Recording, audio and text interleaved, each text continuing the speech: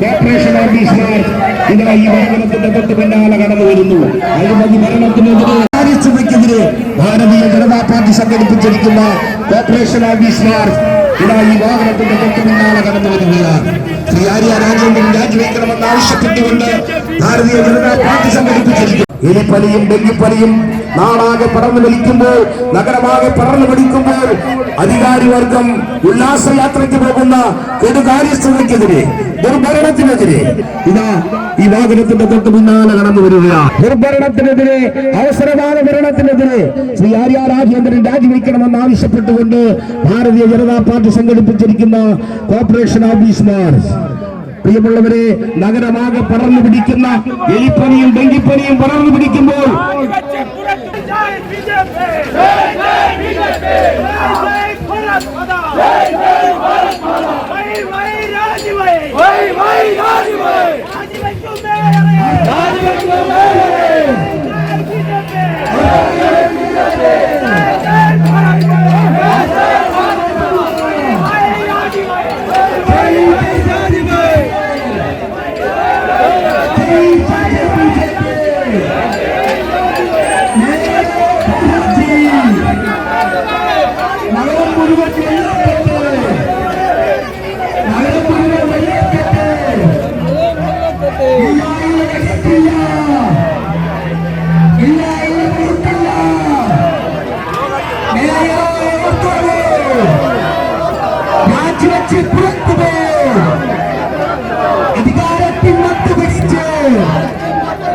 അധികാരത്തിൽ പിടിച്ച് എസി കാറിൽ പാഞ്ഞു നടന്ന്, എസി കാറിൽ പാഞ്ഞു നടന്ന് ഇല്ല ഇല്ല വഹിക്കില്ല.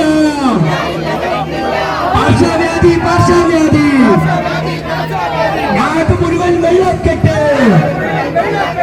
ആർക്കട ഇവിടെ മേയർ, ആരുടെ ഇവിടെ മേയർ. ഇല്ല ഇല്ല വഹിക്കില്ല, ഇല്ല ഇല്ല പൊറുക്കില്ല. അധികാരത്തിൽ മത്തു പിടിച്ച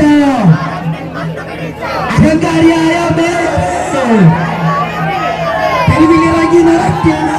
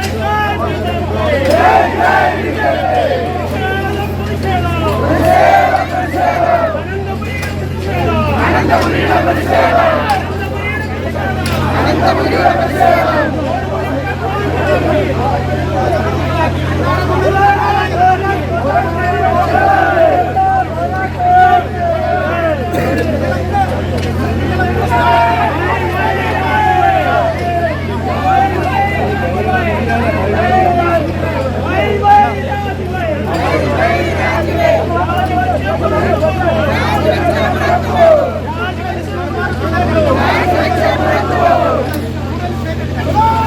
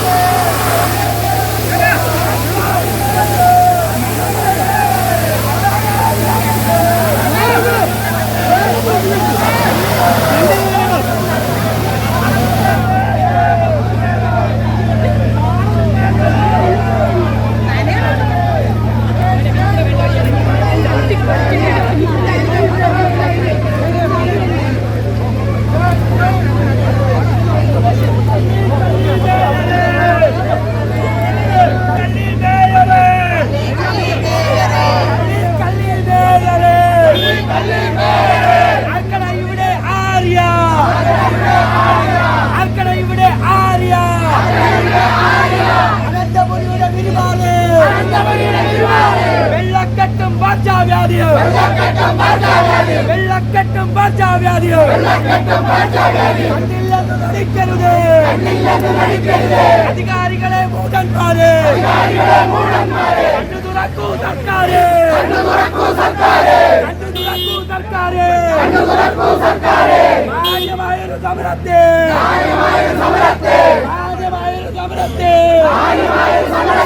കണ്ടില്ലെന്ന് നടിക്കരുത്.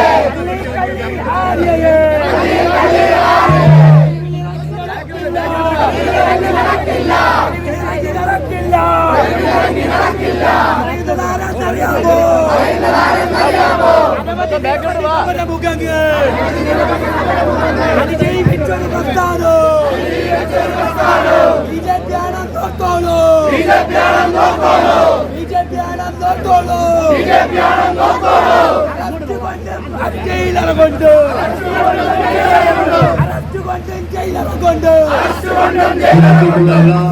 സഹപ്രവർത്തകന്മാരുടെ അവരവരുടെ സ്ഥലങ്ങളിൽ ഇരുന്ന് മുദ്രാവാക്യം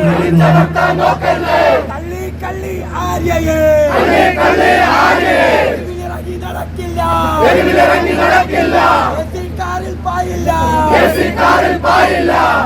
ൂറടിച്ച് നടക്കില്ല. ബിജെപി അനുതടുക്കും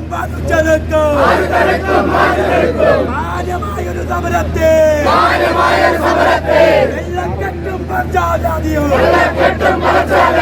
നാട് മുഴുവൻ ദുരിതത്തെ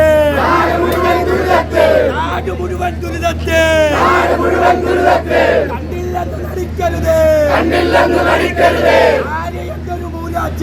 ആരെയെന്നൊരു മൂരാച്ചേ കസേരയിൽ ഇരിക്കുമ്പോ അവങ്ങൾക്ക് മോചനമില്ല.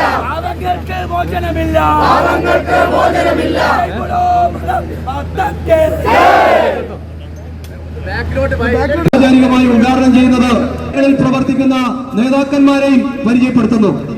പാർട്ടിയുടെ ജില്ലാ ജനറൽ സെക്രട്ടറി ശ്രീ വെങ്ങാനൂർ സതീഷ്, അതുപോലെ തന്നെ മറ്റൊരു general secretary advocate V G Girikumar, parliamentary party leader Shri M R Boban, മറ്റ് വിവിധ തലങ്ങളിൽ പ്രവർത്തിക്കുന്ന നേതാക്കന്മാർ, പാർട്ടിയുടെ ജില്ലാ ഉപാധ്യക്ഷൻ കടമ്പനാജിത്ത് തുടങ്ങിയിട്ടുള്ള നേതാക്കന്മാർ, മറ്റൊരു ജില്ലാധ്യക്ഷൻ പാപ്പനങ്ങോട് സജി, അങ്ങനെ നിരവധി നേതാക്കന്മാർ നേതൃത്വം കൊടുക്കുന്ന ജനപ്രതിനിധികൾ നേതൃത്വം കൊടുക്കുന്ന ഈ മാർച്ചാണ്. ഈ മാർച്ച് ഔപചാരികമായി ഉദ്ഘാടനം ചെയ്യുന്നതിന് വേണ്ടി പാർട്ടിയുടെ ജില്ലാ അധ്യക്ഷൻ അഡ്വക്കേറ്റ് വി വി രാജേഷിനെ ആദരപൂർവ്വം ക്ഷണിച്ചുകൊള്ളുന്നു.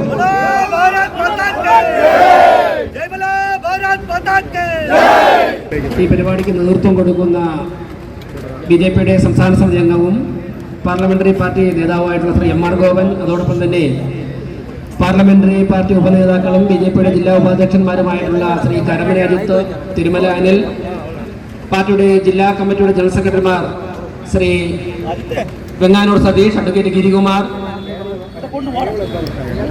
മറ്റൊരു ജില്ലാ ഉപാധ്യക്ഷൻ മുൻ കൗൺസിലർ ശ്രീ പാപ്പനംകോട് സജി, മറ്റ് ജനപ്രതിനിധികളെ, പാർട്ടിയുടെ വിവിധ ഘടകങ്ങളിൽ പ്രവർത്തിക്കുന്ന നേതാക്കന്മാരെ, മാധ്യമ സുഹൃത്തുക്കളെ, നമസ്കാരം.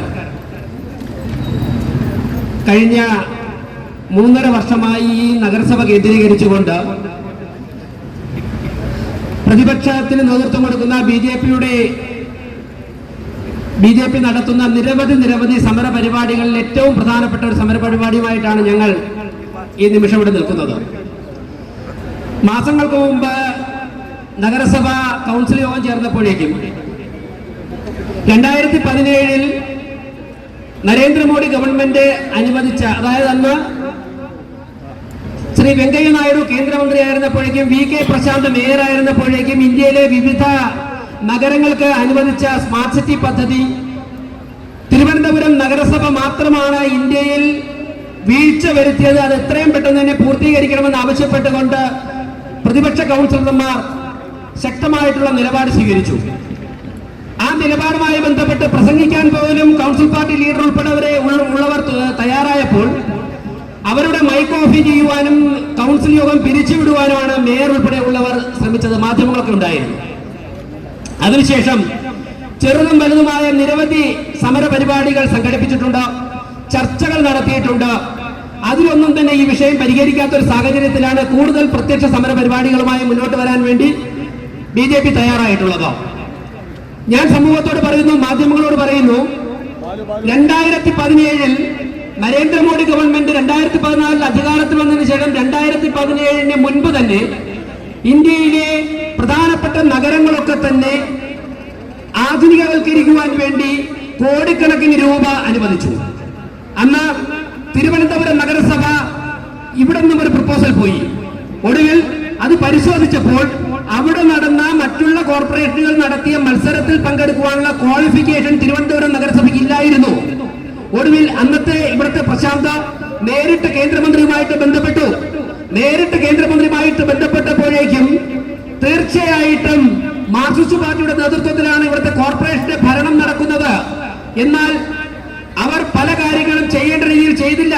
അതുകൊണ്ട് തന്നെ അവർക്ക് കോമ്പറ്റീഷനിൽ പങ്കെടുക്കുവാനുള്ള സാഹചര്യമില്ല. പക്ഷേ രാഷ്ട്രീയ വിവേചനമൊന്നും തന്നെ ഒരു നഗരത്തിന്റെ വികസനത്തിൽ ഉണ്ടാകരുത് എന്നുള്ള നരേന്ദ്രമോദി ഗവൺമെന്റിന്റെ തീരുമാനം, ഇച്ഛാശക്തി, അവർ അത് നടപ്പിലാക്കി. പ്രത്യേക പെർമിഷൻ കൊടുത്തു.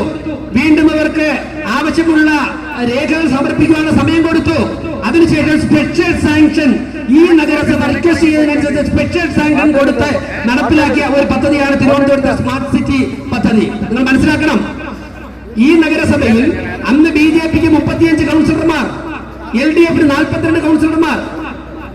ആ സമയത്ത് ഭൂരിപക്ഷം പോലും ഇല്ലാതെ കോൺഗ്രസിന്റെ UDFന്റെ സഹായത്തോടെ LDF നഗരം ഭരിച്ചിരുന്നപ്പോൾ ഈ പ്രതിപക്ഷ BJP കൗൺസിലർമാർ 35 പേരും കേന്ദ്ര ഗവൺമെന്റിന്റെ അടുത്തും വെങ്കയ്യ നായിഡുവിന്റെ അടുത്തും അപേക്ഷിച്ചു, ഭരണം നമ്മളല്ലെങ്കിലും നമ്മളുടെ നയം ഇവിടെ നടപ്പിലാക്കുവാൻ വേണ്ടി ഞങ്ങൾ ഒന്നടങ്കം ആവശ്യപ്പെടുന്നു. അതേ നിലപാട് സ്വീകരിച്ചത് കൊണ്ടല്ലേ ഈ സ്മാർട്ട് സിറ്റി പദ്ധതി ഇവിടെ ലഭിച്ചത്. അന്ന് ഈ പോരായ്മകൾ പറഞ്ഞുകൊണ്ട് വേണമെങ്കിൽ നരേന്ദ്രമോദി ഗവൺമെന്റിന് തിരസ്കരിക്കാമായിരുന്നു. CPM ഭരിക്കുന്നത് കൊണ്ട് അത് ചെയ്തില്ല.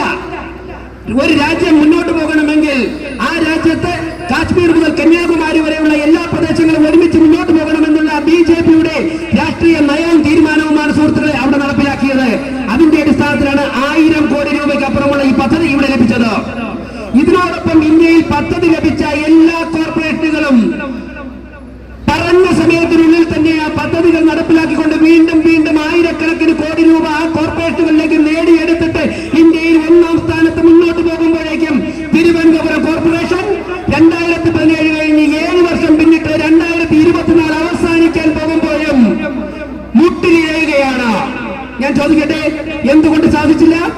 VK പ്രശാന്തും ശ്രീകുമാറും ആര്യ രാജ്യത്തിന് നേതൃത്വം കൊടുക്കുന്ന 3 കൗൺസിലുകൾ, ഈ 3 കോർപ്പറേഷൻ ഭരണസമിതികളും ഈ കേന്ദ്രത്തിൽ നിന്ന് കിട്ടുന്ന പണം, ആ പണം കോൺട്രാക്ടർമാർക്ക് വീതം വെച്ച് കൊടുത്തിട്ട് അതിൽ നിന്ന് കമ്മീഷൻ വാങ്ങുവാനുള്ള ഒരേ ഒരു കാര്യത്തിൽ ശ്രദ്ധ ചെലുത്തിയത് കൊണ്ട് മാത്രമാണ് ഈ കോർപ്പറേഷൻ ഒരു ഗതികേടുണ്ടായെന്ന് പറയാൻ വേണ്ടിയിട്ടാണ് ഇവിടെ വന്നിരിക്കുന്നത്.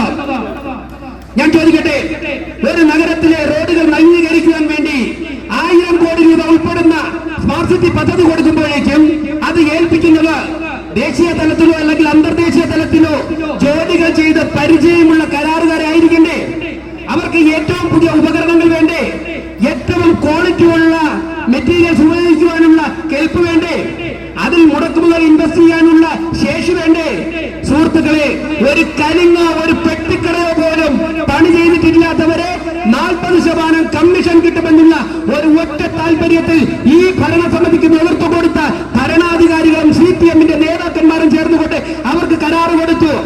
ആദ്യത്തെ ബില്ല് സാങ്ഷൻ ആയപ്പോൾ തന്നെ അവരിൽ നിന്നും കമ്മീഷൻ വാങ്ങി. മുമ്പോട്ട് പോയപ്പോഴേക്കും അവർക്ക് പണിയാനുള്ള ശേഷിയില്ല. എന്താ സംഭവിച്ചത്? നഗരത്തിലെ മുഴുവൻ റോഡുകളും കുഴിച്ചിട്ടു. അവർ പണി ചെയ്യാതെ മുങ്ങി. അങ്ങനെയല്ലേ കരാറുകാരെ മാറ്റേണ്ടി വന്നത്? അങ്ങനെയല്ലേ കടകംപള്ളി സുരേന്ദ്രനും മുഹമ്മദ് റിയാസും തമ്മിൽ സ്റ്റേജിൽ വെച്ച് വാക്പോരായത്?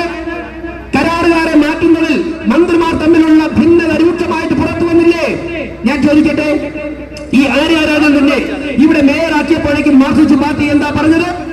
ലോകത്ത് ഞങ്ങൾ ചരിത്രം സൃഷ്ടിച്ചിരിക്കുന്നു, അത്ഭുതം സൃഷ്ടിച്ചിരിക്കുന്നു എന്ന്. ഞങ്ങൾ പറയുന്നു, ഒരു പരിചയമില്ലാത്ത, പക്വതയുമില്ലാത്ത ഒരു കോളേജിലെ SFI യൂണിറ്റ് സെക്രട്ടറി പോലും ആകുവാൻ വേണ്ടി ശേഷിയില്ലാത്ത, സംഘടനാ പാഠമില്ലാത്ത, സംഘടനാ ബോധമില്ലാത്ത, സാമൂഹ്യ ബോധമില്ലാത്ത ഒരു വനിതയെ ഇവിടെ മേയറാക്കി വെച്ചിട്ട് മാർക്സിസ്റ്റ് പാർട്ടിക്ക് എല്ലാത്തിലും കമ്മീഷൻ വാങ്ങുവാനുള്ള ഒരു ഉപകരണമാക്കി മാറ്റി. ഒരുപക്ഷെ അതിൽ എന്തെങ്കിലുമൊക്കെ തന്നെ താല്പര്യമുള്ളവർക്ക് കൊടുത്തു കാണും. ഞാൻ അതിലേക്കൊന്നും കടക്കുന്നില്ല. അതിന്റെ ശാപം, അതിന്റെ പാപം നമ്മളൊക്കെ പേറുകയാ.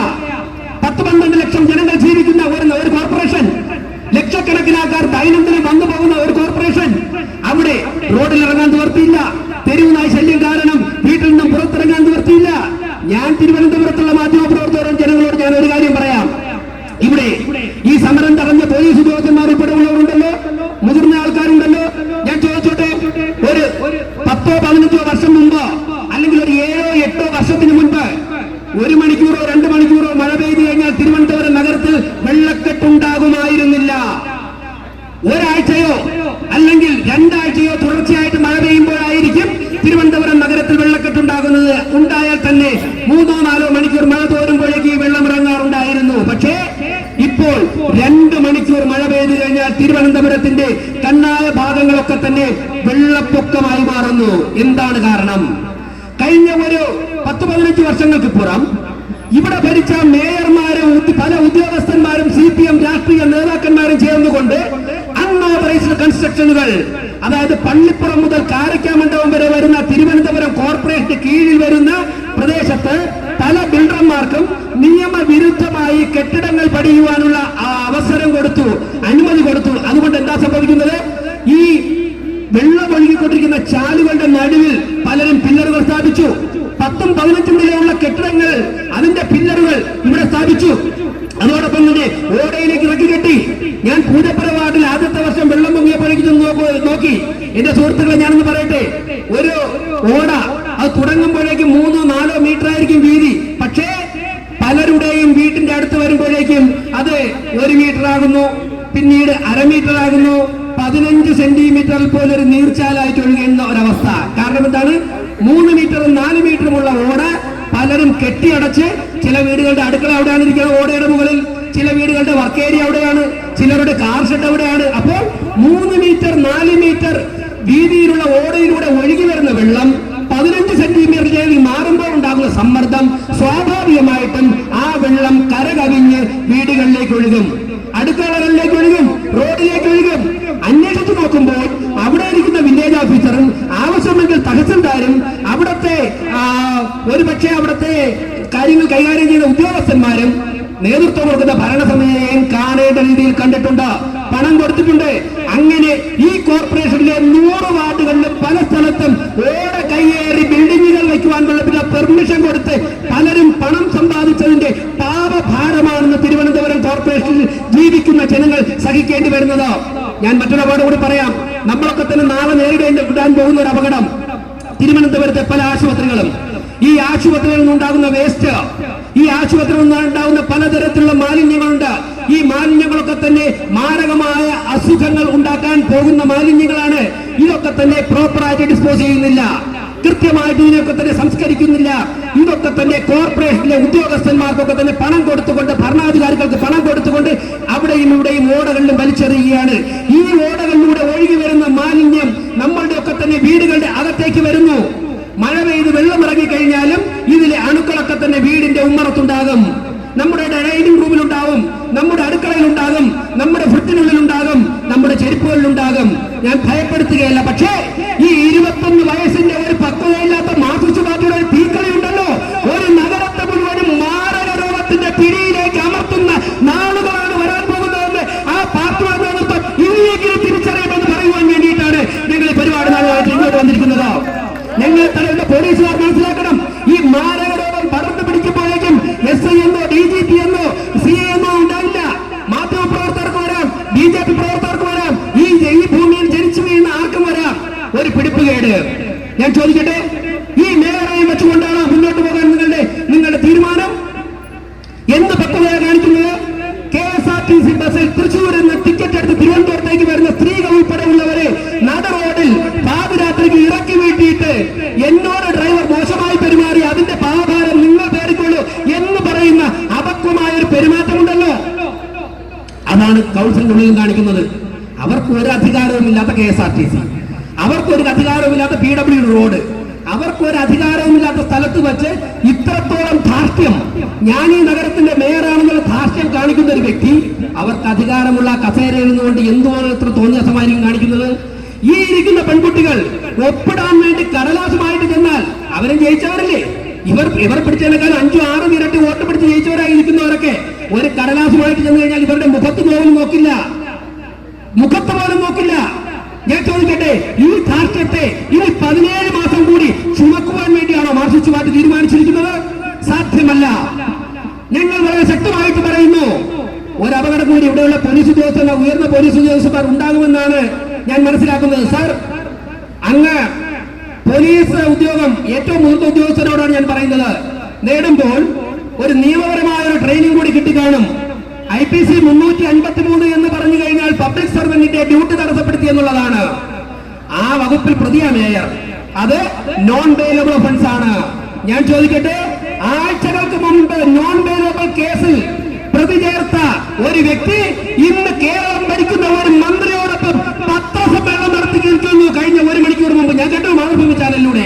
ഞാൻ ചോദിക്കട്ടെ, നോൺ ബെയിലബിൾ കേസിൽ പ്രതിയായ ഒരു വ്യക്തിയെ അറസ്റ്റ് ചെയ്യാതെ ഇങ്ങനെ ഭരിക്കാൻ വിട്ടിരിക്കാൻ വേണ്ടി നിങ്ങൾക്ക് ഏത് നിയമമാണ് അനുമതി തരുന്നത്? ഏത് നിയമമാണ്? മറുപടി പറയണം. ഈ ഞങ്ങൾ പറയുന്നു, പോലീസ് അറസ്റ്റ് ചെയ്യണം. നോൺ ബെയിലബിൾ കേസിൽ പ്രതിയായി കഴിഞ്ഞാൽ ആരെയും അറസ്റ്റ് ചെയ്യാം. അറസ്റ്റ് ചെയ്ത് മതിയാവുകയുള്ളൂ. എന്റെ നിങ്ങൾ കൈവിറയ്ക്കുന്നു, നിങ്ങളുടെ മുട്ടുമുട്ടിയിരിക്കുന്നു. അവിടെ എന്റെ നിയമം തലകുനിക്കുന്നു. മന്ത്രിയോടൊപ്പം, കേരളത്തിന്റെ ഒരു മന്ത്രിയോടൊപ്പം പത്രസമ്മേളനം നടത്തുന്നു. കോർപ്പറേഷനിൽ എല്ലാ ദിവസവും വന്നു പോകുന്നു. ഞാൻ ചോദിക്കട്ടെ, നിങ്ങളല്ലേ എടുത്തത്? നിങ്ങളല്ലേ FIR എടുത്തത്? അല്ലെങ്കിൽ അങ്ങ് പറഞ്ഞോളൂ 353 ജാമ്യം ലഭിക്കുന്ന വകുപ്പാണെന്ന്. അങ്ങനെയാണെങ്കിൽ സ്റ്റേഷനിൽ വന്ന് ജാമ്യം നേടിയിട്ടുണ്ടോ? നേടിയിട്ടില്ല. ഇന്ത്യയിലെ തന്നെ ഏറ്റവും പ്രധാനപ്പെട്ട ഒരു കോർപ്പറേഷൻ, അതിന്റെ ഭരണാധികാരി ജാമ്യ വകുപ്പ് പ്രകാരം കേസെടുത്തിട്ട് ഇവിടെ വിലസിന്നു. മാധ്യമങ്ങൾ കണ്ടില്ലേ? മുൻകൂർ ജാമ്യം ഫയൽ ചെയ്തിട്ടുണ്ടോ? ഫയൽ ചെയ്തിട്ടില്ല. മുൻകൂർ ജാമ്യം ഫയൽ ചെയ്താൽ അറസ്റ്റ് ചെയ്യാം. മുൻകൂർ ജാമ്യം ഫയൽ ചെയ്യുന്ന അറസ്റ്റിന് തടസ്സമൊന്നുമില്ല. പക്ഷേ മുൻകൂർ ജാമ്യം പോലും ഫയൽ ചെയ്തിട്ടില്ല. എന്ത് സാക്ഷ്യമാ? നിയമത്തെ വെല്ലുവിളിക്കുന്നു, KSRTC വെല്ലുവിളിക്കുന്നു, ജനങ്ങളെ വെല്ലുവിളിക്കുന്നു, കൗൺസിലർമാരെ വെല്ലുവിളിക്കുന്നു. പിന്നെ ഇതൊന്നും പറയേണ്ട ആവശ്യമില്ല. കാരണം ഞാൻ പേരൊന്നും പറയുന്നില്ല. മാർക്സിസ്റ്റ് പാർട്ടിയുടെ പല നേതാക്കന്മാരെയും വെല്ലുവിളിക്കുക. അവർക്ക് പേടിയാ. ഇന്ന് 2 or 3 തൊട്ട് അപ്പുറം ഇരിക്കുന്ന നേതാക്കൾ, അയ്യോ അത് നേരിട്ട് അവിടെയാ പിടുത്തം, നേരിട്ട് ക്ലിഫ് ഹൗസിലാ പിടുത്തം, അതുകൊണ്ട് എന്നെ വിളിക്കരുത്, എനിക്കൊന്നും ചെയ്യാൻ സാധിക്കില്ലെന്ന് പറയുന്ന CPM-ന്റെ നേതാക്കന്മാരുണ്ട്. ഇതൊക്കെ നമ്മൾ പേർന്നോ? ഇതൊക്കെ തിരുവനന്തപുരം നഗരം പേർന്നോ? യാതൊരു സംശയവും വേണ്ട. പിന്നെ ഞാൻ ഒരു കാര്യം കൂടെ സൂചിപ്പിക്കുന്നു. കഴിഞ്ഞ ദിവസം ജനം ചാനലിന്റെ പ്രവർത്തക ശാലിനി ഉൾപ്പെടെ ഉള്ളവർ വഞ്ചിയൂർ ആമയഞ്ചാൻ തോടിന്റെ ഭിത്തി ഇടിഞ്ഞു കിടക്കുന്നു എന്ന് പറഞ്ഞിട്ട് അത് ഷൂട്ട് ചെയ്യാൻ പോയപ്പോഴേക്കും അവരെ ചില മാധ്യമപ്രവർത്തകർ ഉൾപ്പെടെ തടഞ്ഞിരിക്കുന്നു എന്നാണ്. നിങ്ങൾ മനസ്സിലാക്കണം. ഈ വാർത്ത റിപ്പോർട്ട് ചെയ്യാൻ വേണ്ടി തിരുവനന്തപുരം കോർപ്പറേഷനിലെ ചില ഭാഗത്ത് പോകാൻ പറ്റുന്നില്ല. പോയി കഴിഞ്ഞാൽ മാധ്യമപ്രവർത്തകരെ കൈയേറ്റം ചെയ്യും. അങ്ങനെയാണെങ്കിൽ ഇവിടെ BJP പ്രഖ്യാപിക്കുന്നു, ഈ വരാൻ പോകുന്ന തിങ്കളാഴ്ച മറ്റന്നാൾ മുതൽ സ്കൂൾ തുറക്കുന്ന പശ്ചാത്തലത്തിൽ ഈ റോഡുകളൊക്കെ തന്നെ ഗതാഗത യോഗ്യമാക്കുവാൻ വേണ്ടി, നിങ്ങൾ കുഴിച്ച കുഴികളൊക്കെ മൂടാൻ വേണ്ടി BJP മുന്നോട്ട് വരികയാണ്. തടഞ്ഞോ എന്ന് പറയാൻ വേണ്ടി ഞാൻ തയ്യാറാവുകയാണ്. ഞങ്ങൾ 2.5 വർഷം സമയം തന്നു. ഞങ്ങളുടെ ഗവൺമെന്റ് പണം തന്നു. ഞങ്ങളൊക്കെ ക്ഷമിച്ചു. ഇപ്പോൾ ജനങ്ങൾ ചോദിക്കുക, ഇവിടെ പ്രതിപക്ഷമില്ലേ എന്ന് ചോദിക്കുന്ന ഒരു സാഹചര്യത്തിലേക്ക് പോകാൻ ഞങ്ങൾ അനുവദിക്കില്ല. ഇനി BJP ഇടപെട്ടിട്ട് തടസ്സപ്പെടുത്തി, BJP സമരം ചെയ്യുന്നു, അതുകൊണ്ട് ഭരിക്കാൻ പറ്റുന്നില്ലെന്ന കഴിഞ്ഞ 4 വർഷം കൊണ്ട് പറയും. BJP ഞങ്ങളെ ഭരിക്കാൻ സമ്മതിക്കണം. ഞാൻ ചോദിക്കട്ടെ, ഇത്രത്തോളം പരിഹാസമാണ് നിങ്ങൾക്ക്? ഭൂരിപക്ഷമില്ലേ? ഞങ്ങൾ കൈപിടിച്ച് ഭരിപ്പിക്കണോ? തോന്നിയ കാണിക്കാൻ വേണ്ടി ഞങ്ങൾ സഹായമൊന്നും വേണ്ടല്ലോ. ഭരിക്കാൻ ഞങ്ങളെ സമ്മതിക്കില്ല. സമരം ചെയ്യും. ഞങ്ങളുടെ ജോലി ഏതാ? ഞങ്ങൾ സ്പെഷ്യൽ കൗൺസിൽ വിളിക്കും, ഞങ്ങൾ സമരം ചെയ്യും. പക്ഷേ 2.5 വർഷം നിങ്ങൾക്ക് സമയം തന്നു, പലതവണയും കാലാവധി നീട്ടി തന്നു, നിങ്ങൾ ചോദിച്ച പണം തന്നു, ക്ഷമിച്ചു. പക്ഷേ ഇനിയും സ്കൂൾ തുറക്കാൻ പോവുകയാണ്. അപകടങ്ങൾ ഉണ്ടാകും. LKG UKG പ്ലേ സ്കൂളിലൊക്കെ ഉള്ള കുട്ടികളൊക്കെ ഉണ്ടാവും. അവരൊക്കെ വാഹനങ്ങളിൽ നിന്ന് ഇറങ്ങോട്ട് തെക്കും വിലക്കോ വടക്കോ ഒക്കെ ഓടും. അപ്പോൾ റോഡ് മെച്ചമല്ലെങ്കിൽ മുന്നോട്ട് പോകാൻ സാധിക്കില്ല. അപകടങ്ങൾ ഉണ്ടാവും. തിങ്കളാഴ്ച രാവിലെ മുതൽ പോലീസ് ഉദ്യോഗസ്ഥന്മാരും മാധ്യമപ്രവർത്തകരും ഒക്കെ തന്നെ ഞാൻ പറയുന്നു, ഞങ്ങൾ നടത്തുന്ന ഈ സമരം, ഞങ്ങൾ നടത്തുന്ന ഈ പ്രവർത്തനം ഈ നാട്ടിലെ ജനങ്ങൾക്ക് വേണ്ടിയാണ്. ഇത്രയും കാലം പരിഹരിക്കാത്ത നിങ്ങൾക്ക് ഈ പ്രശ്നം പരിഹരിക്കാൻ സാധിക്കില്ല. നിങ്ങളുടെ മന്ത്രിമാരൊക്കെ തന്നെ ബാർക്കോഴയുടെ പുറകിലാണ്. എല്ലാവരും വെട്ടിയിരിക്കുക. ഇനി ഒട്ടും സാധിക്കില്ല. മറ്റൊന്നുണ്ട്. ഇപ്പൊ എന്റെ വീടിന്റെ മാതൃഭൂമിയുടെ മുമ്പിലുള്ള റോഡ് അത് പൊളിച്ചിട്ട് കുറെ കാലമായി, 1.5 വർഷമായി. ഇപ്പൊ അത് കഴിഞ്ഞ ദിവസം ടാർ ചെയ്യാൻ വന്നിരിക്കുക. നല്ല മഴ കോരിച്ചൊരിയുന്നു. ടാർ ചെയ്യുക. ഒന്ന് ആലോചിച്ച് നോക്ക്. മഴയത്ത് ടാർ ചെയ്ത് എത്ര ദിവസം കിടക്കും? കോടിക്കണക്കിന്, ആയിരക്കണക്കിന് കോടി രൂപയാണ്, 100 കണക്കിന് കോടി രൂപയാണ് ടാറിങ്ങിന് ഉപയോഗിക്കുന്നത്. സകല റോഡുകളും മഴയത്ത് ടാർ ചെയ്യുമ്പോൾ ആരെങ്കിലും ടാർ ചെയ്യൂ? മെയ് അവസാനം ജൂൺ മഴ പെയ്യുമെന്ന് അറിയാലോ. നിങ്ങൾ നേരത്തെ ചെയ്യണമായിരുന്നു. നിങ്ങൾക്ക് എന്തായാലും തടസ്സം. നിങ്ങൾക്ക് നേരത്തെ ഇലക്ഷൻ നോട്ടിഫിക്കേഷനോ അല്ലെങ്കിൽ കോഡ് ഓഫ് കോണ്ടക്ട് ഒക്കെ വരുന്നതിന് മുൻപ് തന്നെ ഈ വർക്ക് നിങ്ങൾക്ക് ആരംഭിക്കാമായിരുന്നല്ലോ. അതിനൊന്നും ഒരു തടസ്സമില്ലായിരുന്നല്ലോ. പക്ഷേ നിങ്ങൾ കമ്മീഷൻ മോഹിച്ച് കപ്പാസിറ്റി ഇല്ലാത്തൊരു വർക്ക് കൊടുത്തപ്പോഴേക്കും നിങ്ങൾക്ക് അവരിൽ നിന്നും തലയൂരാൻ പറ്റാത്തൊരു സാഹചര്യം ഉണ്ടായി. അതുകൊണ്ട് ഒരു 21 വയസ്സുകാരിയുടെയോ മാർക്സിസ്റ്റ് പാർട്ടിയുടെ ആർത്തിപ്പണ്ടാരങ്ങളായ നേതാക്കന്മാരുടെ തോന്നിയാസങ്ങൾക്ക് മുമ്പിൽ ഒരു ജനതയ്ക്ക് മുട്ടുമടക്കുവാൻ സാധിക്കില്ല എന്നാണ് ഞങ്ങളിവിടെ പറയാൻ ഉദ്ദേശിക്കുന്നത്. ഈ മേയറെയും വെച്ചുകൊണ്ട് ഒരു ദിവസമെങ്കിലും ഈ CPM മുന്നോട്ട് പോവുകയാണെങ്കിൽ ഈ നഗരത്തിലെ ലക്ഷക്കണക്കിന് വരുന്ന ആൾക്കാരെ നിങ്ങൾ വെല്ലുവിളിക്കുന്നതിന് തുല്യമായിരിക്കും. എത്രയോ പേരുണ്ട്. ഞങ്ങൾക്കിപ്പോ ഭരിക്കാനുള്ള ഭൂരിപക്ഷമൊന്നുമില്ല. നിങ്ങൾ തന്നെ ഭരിച്ചോ. ഞങ്ങൾക്ക് ഇത് തൽക്കാലം കൈവയ്ക്കാനൊന്നും പ്ലാനില്ല. പക്ഷേ 25-30 വർഷം കൊണ്ട് ജനിച്ചു വരുന്നവരുണ്ടല്ലോ, ആശയപരമായ ഭിന്നത ഉണ്ടെങ്കിലും അവർക്ക് പരിചയമുണ്ടല്ലോ. അവരെ ആക്കുന്നില്ല, അവരെ പലരെയും ആക്കുന്നില്ല. ഭരണപരിചയമുള്ളവരാക്കിയാൽ ഇതുപോലെ കമ്മീഷൻ വാങ്ങാൻ പറ്റില്ല. ഇതാവുമ്പോ ഭണ്ഡാരടുപ്പിൽ പൊങ്കാലയിട്ടപ്പോഴേക്കും മണ്ണന്തലയിൽ ക്ലീൻ ചെയ്തതിന്റെ കമ്മീഷൻ വരെ വാങ്ങിക്കാൻ വേണ്ടി ഈ വിവരക്കേടിനെ കൊണ്ട് സാധിക്കും. അതുകൊണ്ടല്ലേ വെച്ചിരിക്കുന്നത്. അതുകൊണ്ടല്ലേ ഇപ്പൊ കോമൺ സെൻസ് ഉള്ള ആർക്കും ഇത് ഒരുപക്ഷെ അറിഞ്ഞുകൊണ്ട് വിട്ടുകൊടുത്തായിരിക്കാം. ഇത് സാധിക്കും. ഇന്നലെ വേറൊരു മേയർ, അദ്ദേഹം കൈകഴിയും എടുക്കണമെന്ന് നടക്കണ്ട, അദ്ദേഹം ഫേസ്ബുക്കിൽ പോസ്റ്റ് ഇട്ടിരിക്കുക, ബ്രോ ടർബോ എങ്ങനെയുണ്ട്? ഇവിടെ മഴ പെയ്ത നഗരം മുഴുവനും വെള്ളക്കെട്ടിൽപ്പെട്ട് പൊറുതിമുട്ടുമ്പോൾ ടർബോ സിനിമയുടെ റേറ്റിംഗ് എങ്ങനെയുണ്ട് എന്ന് ചോദിക്കുവാനുള്ള ഒരു മാനസികാവസ്ഥ ഉണ്ടല്ലോ. അങ്ങയുടെ കാലത്താണ് മിസ്റ്റർ VK പ്രസാദ് അനുവദിച്ചത്. 2017 ഇത് അനുവദിക്കുന്നത് മുതൽ 2019 ഏകദേശം സെപ്റ്റംബർ ഒക്ടോബർ വരെ അങ്ങായിരുന്നു ഈ കോർപ്പറേറ്റ് മേയർ. അന്ന് കോവിഡ് ഇല്ല. ഏതെങ്കിലും ഒരു കടലാസ് നീക്കിയോ? നിങ്ങൾ അവിടെ പോയി പണം വാങ്ങാൻ വേണ്ടി നിങ്ങൾക്ക് കേന്ദ്ര ഗവൺമെന്റിന്റെ വിശാല മനസ്കത, ഒരു നാടിനെ ചേർത്ത് പിടിക്കുന്നതിന്റെ ഒരു വിശാല മനസ്കത, അത് പ്രയോജനപ്പെടുത്തിക്കൊണ്ട് പണം വാങ്ങിച്ചു. പിറ്റേ ദിവസം മുതൽ താങ്കൾ അതിനുവേണ്ടി തയ്യാറാകണമായിരുന്നു. താങ്കളുടെ നിയോജക മണ്ഡലത്തിലാണ് ഏറ്റവും കൂടുതൽ വെള്ളക്കെട്ട്. പരിഹരിക്കാൻ എന്തെങ്കിലും ചെയ്തിട്ടുണ്ടോ? മറ്റു പല കാര്യങ്ങൾക്ക് താല്പര്യമുണ്ടല്ലോ. മഴ എങ്ങനെയുണ്ട്? ഒരു പോസ്റ്റാണ്, മഴ എങ്ങനെയുണ്ട്? നന്നായിരിക്കുന്നു. മഴയത്ത് മുങ്ങിക്കിടക്കുന്ന ഡയബറ്റിസ് ബാധിച്ച് കാല് മുറിച്ച രോഗിയോട് ചോദിക്കുന്നു മഴ എങ്ങനെയുണ്ടെന്നോ? ഇത് പ്രിവെന്റ് ചെയ്യുവാനുള്ള, ഇത് തടയുവാനുള്ള എന്തെങ്കിലും മാർഗം അങ്ങയുടെ പാർട്ടി ചെയ്തിട്ടുണ്ടോ? 4 വർഷം മേയറായിരുന്നു അങ്ങ് ചെയ്തിട്ടുണ്ടോ? അങ്ങയുടെ പിൻഗാമികൾ ചെയ്തിട്ടുണ്ടോ? ചെയ്തിട്ടില്ല. ഞാൻ പറയുന്നു, ഇത്തരത്തിൽ കഴിഞ്ഞ 10-20 വർഷം കൊണ്ട് അല്ലെങ്കിൽ 10-35 വർഷം കൊണ്ട് ഭരിക്കുന്ന ഈ കോർപ്പറേഷൻ ഒരു കറവ പശുവായിട്ടാണ് CPM കാണുന്നത്. അതിന്റെ പാപഭാരമാണ് നമ്മൾ ചുമക്കേണ്ടി വരുന്നത്. ഞാൻ ദീർഘിപ്പിക്കുന്നില്ല. തീർച്ചയായിട്ടും തിരുവനന്തപുരം കോർപ്പറേഷൻ മേയർ രാജിവെക്കണം. ഒരു കാര്യം കൊണ്ടല്ല, ആറ്റുകാൽ പൊങ്കാല അഴിമതി മുതൽ കഴിഞ്ഞ 3.5 വർഷം കൊണ്ട് ഈ കോർപ്പറേഷനിൽ നടന്ന മുഴുവൻ ഭരണ പരാജയത്തിന്റെ ഉത്തരവാദിത്വം ഈ മേയർക്കാണ്. അവരാണ് ഒന്നാം പ്രതി. VK പ്രശാന്ത് മേയറായിരുന്നപ്പോൾ നടന്ന ഒരു പട്ടികജാതി ഫണ്ട് തട്ടിപ്പ്, അത് FIR എടുത്തിട്ട് ഇന്നും അതിന്റെ മുകളിൽ മാറി വരുന്ന പോലീസ് ഉദ്യോഗസ്ഥന്മാർ അടയിരിക്കുകയാണ്. അതിനെ ആ കേസ് മുന്നോട്ട് പോകാതെ തമസ്കരിക്കുന്നതിന്റെ പിന്നിൽ മുൻപുണ്ടായിരുന്ന മേയറും ഇപ്പോഴത്തെ മേയറുമാണ്. HL യദു എന്ന് പറയുന്ന ഒരു KSRTC ഡ്രൈവറുമായുള്ള തർക്കത്തിന്റെ പേരിൽ പബ്ലിക് റോഡിൽ KSRTC ബസ്സിനെ തടഞ്ഞു നിർത്തി യാത്രക്കാരെ റോഡിൽ ഇറങ്ങിവിട്ട് നോൺ ബെയിലബിൾ കേസിൽ പ്രതിയായിട്ട് ഒരു ജാമ്യം പോലും നേടാതെ ജനങ്ങളെ മുഴുവനും വെല്ലുവിളിച്ചുകൊണ്ട് ഇവിടെ നടക്കുന്ന ഈ മേയർ ജനാധിപത്യത്തിന് അപമാനമാണ്. ഇത്തരത്തിലുള്ള ഒരു വ്യക്തിയെ വെച്ചുകൊണ്ട് ഇന്ത്യയിലെ തന്നെ ഏറ്റവും പ്രധാനപ്പെട്ട ഒരു കോർപ്പറേഷൻ ഭരിച്ച് മുന്നോട്ട് പോകുവാൻ മാർക്സിസ്റ്റ് പാർട്ടിയെ ഞങ്ങൾ അനുവദിക്കില്ല. ശക്തമായ സമരങ്ങളുമായിട്ട് ഞങ്ങൾ മുന്നോട്ട് പോകും. ഞങ്ങൾ നടത്തിയ സമരങ്ങൾ തിരുവനന്തപുരം കോർപ്പറേഷന്റെയും തിരുവനന്തപുരത്തെ ജനങ്ങളുടെയും ഉള്ളിൽ ഇടം തേടിയിട്ടുണ്ട്. ആ സമരങ്ങൾ നടത്തുവാൻ അന്ന് മുദ്രാവാക്യം വിളിച്ച കരങ്ങളുടെ ഒക്കെ തന്നെ ശക്തി വർദ്ധിച്ചിട്ടേ ഉള്ളൂ, നാവുകളുടെയൊക്കെ തന്നെ ശക്തി വർദ്ധിച്ചിട്ടേ ഉള്ളൂ എന്ന് മാർക്സിസ്റ്റ് പാർട്ടി മനസ്സിലാക്കാൻ പോകുന്ന മണിക്കൂറുകളാണ് വരാൻ പോകുന്നതെന്നാണ് എനിക്ക് അവസരത്തിൽ പറയുവാനുള്ളത്. പ്രിയപ്പെട്ട പോലീസ് ഉദ്യോഗസ്ഥന്മാരെ, ഞാൻ ആവർത്തിച്ച് പറയുന്നു, അപമാനമാണ്.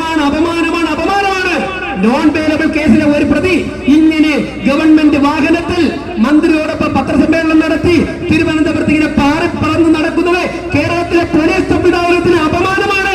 നിങ്ങൾ ഒന്നുകിൽ അവരെ കൊണ്ട് ജാമ്യം പിടിപ്പിക്കണം, അല്ലെങ്കിൽ നിങ്ങൾ അവരെ അറസ്റ്റ് ചെയ്യണം. ഇത് രണ്ടും ചെയ്യാതെ ഇനി മുന്നോട്ട് പോകാൻ സാധിക്കില്ല. ഈ മേയർ എവിടെയെങ്കിലും പൊതുജനം തടഞ്ഞു വെച്ചിട്ട് നോൺ ബെയിലബിൾ കേസിലെ പ്രതിയാണ്, നിങ്ങൾ അറസ്റ്റ് ചെയ്യണമെന്ന് പറഞ്ഞു കഴിഞ്ഞാൽ ഓഫീസർക്ക് അറസ്റ്റ് ചെയ്യേണ്ടി വരും. ഒരു സംശയവുമില്ല, വരാൻ പോകുന്ന ദിവസങ്ങളിൽ അത് സംഭവിക്കും. ഒരു സംശയവും വേണ്ട. അത് കോർപ്പറേഷൻ അകത്താകാം, പുറത്താകാം, എവിടെയുമാകാം. തിങ്കളാഴ്ച രാവിലെ മുതൽ തിരുവനന്തപുരത്തെ റോഡുകളൊക്കെ തന്നെ ഗതാഗത യോഗ്യമാക്കുക എന്നുള്ള ഒരു ലക്ഷ്യത്തോടുകൂടി തിരുവനന്തപുരം കോർപ്പറേഷനിലെ കൗൺസിലർമാരും അവർക്ക് പിന്തുണ കൊടുത്തുകൊണ്ട് തിരുവനന്തപുരത്തെ BJPയും ആരംഭിക്കുന്ന പ്രത്യക്ഷ പരിപാടികൾക്ക് എല്ലാവരുടെയും പിന്തുണ അഭ്യർത്ഥിച്ചുകൊണ്ട് ഈ സമര പരിപാടി ഉദ്ഘാടനം ചെയ്യുന്നു.